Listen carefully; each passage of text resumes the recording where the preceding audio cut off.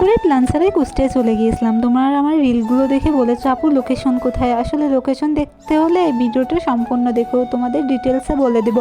আসসালামু আলাইকুম, welcome to my new another video. আমি তোমাদের রথে চলে এসেছি একটা মিনি ব্লগ নিয়ে। সকালে ঘুম থেকে উঠে মনে হলো আজকে একটু কুষ্টিয়া যাওয়া যাক। কেন যাবো? শপিং করতে। তাই বাসায় থেকে বের হয়ে গিয়েছিলাম।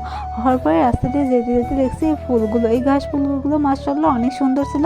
আর সাথে ছিল এই মেঘলা ওয়েদার। স্কুলে যাওয়ার পথেই বাচ্চারা ফুলগুলো উঠিয়েছিল। আমি আবার ওদের থেকে নিয়েছিলাম একটু সুন্দর করে ক্যাপচার করার জন্য। মধ্যে দেখতে পেলাম তোমরা আমার ভিডিওগুলোতে অনেক ভালোবাসা দিয়েছো, এইভাবে আমাকে ভালোবাসা দিয়েছো। আজকে আর বাসে যাইতে ইচ্ছা হলো না, তাই অটোতেই উঠেছিলাম। উঠে যাওয়ার পরে এই ভিউটা নিলাম। মাশাআল্লাহ এত সুন্দর লাগতেছিল পদ্মার পার। তারপরে এই যে চলে এসেছে তীরমোহনের আগে, যেটা বাইপাস রোড। এখান থেকে যশোরের দিকে রওনা হয় সবাই এটা দেখতে। এখানকার ভিউটা তো আরও মাশাআল্লাহ অনেক সুন্দর লাগতেছিল।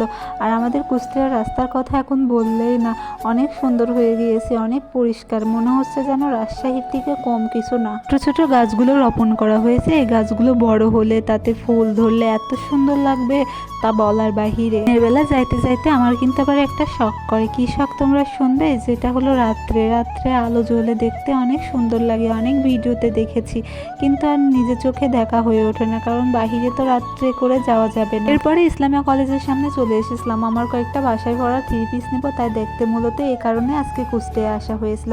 তারপরে ইয়েলো কালারেরটা দেখলাম, হোয়াইট কালারেরটা দেখলাম। মূলত আমার হোয়াইট কালারটা এত সুন্দর লাগছিল না নিয়ে আর পারলাম না। তারপর আমার আম্মুর কিছু ওড়নাও দেখতেছিলাম যে কোনটা নেওয়া যায়। এরপরে অনেকগুলো 3 পিসই নেওয়া হয়েছিল, কিন্তু সম্পূর্ণ ভিডিওটা আর করতে পারি নাই। কেমন যেন লজ্জা লজ্জা লাগে সবার সামনে ভিডিও করতে। তাই এরপর আমি আর আমার ফ্রেন্ড মিলে গলায় পাড়ে চলে এসেছিলাম। বাচ্চারা এখানে খেলা করছে দেখছো, আরও কিছু কিছু বাচ্চা ওই উপর থেকে ব্রিজের পর থেকে লাফ দিচ্ছে। আর একটা বাচ্চা লাফ দিচ্ছে, সেজন্য ওর কুকুর আছে, কুকুরটা ওখানে দেখছে। এখনকার যুগে মানুষের চেয়ে পোষা প্রাণীগুলোই বিশ্বস্ত হয়ে উঠছে। কুকুরটাকে দেখলেই আজ বুঝতে পারলাম। তারপরে এই মূলত যেই কারণে এখানে আসা আমাদের এই ভাইরাল তেঁতুল চা খেতে।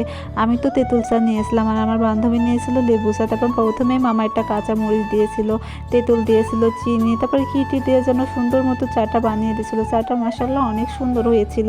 এই চা বানানো শেষে এই কফি মিক্সারের এটা দিয়েও ভালো করে গুলিয়ে নিয়েছিল।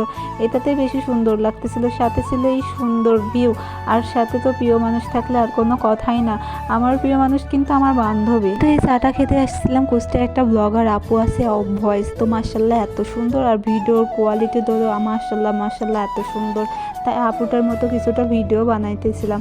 আবার বসে বসে দেখতেছিলাম নৌকা যাচ্ছে, সব মাশাআল্লাহ অনেক সুন্দর একটা ভিউ। আমরা অনেকেই লোকেশন জানতে চাইছিলাম না, এটা কুষ্টিয়া জেলার হরিপুর ব্রিজের নিচে গড়াই পাড়ের ভিউ। আর আমরা কিছুক্ষণ আড্ডা দিতে দিতে দেখছি ঘন মেঘে কালো হয়ে গেল আকাশ। আর ওই নদীর নৌকাটা গেল না, সেই নৌকাটাও দেখছি ফিরে এসেছে।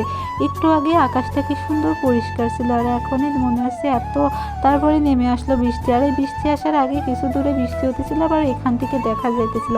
আমার লাইফের বেস্ট কাহিনী ছিল এটা। তারপর ওখানে কিছুটা সময় পার করার পর আমি বাসায় চলে এসেছিলাম, যেহেতু এসে আমার আবার প্রাইভেট পড়ানো লাগবে। এটাই ছিল আমার আজকে সারাদিনের একটা সুন্দর মিনি ব্লগ। আশা করি তোমাদের সবাই ভালো লাগবে। আর ভালো লাগলে একটা লাইক কমেন্ট শেয়ার করে দিও। আর ফেসবুক থেকে দেখলে ফলো, আর ইউটিউব দেখলে সাবস্ক্রাইব করে দিও। আল্লাহ হাফিজ।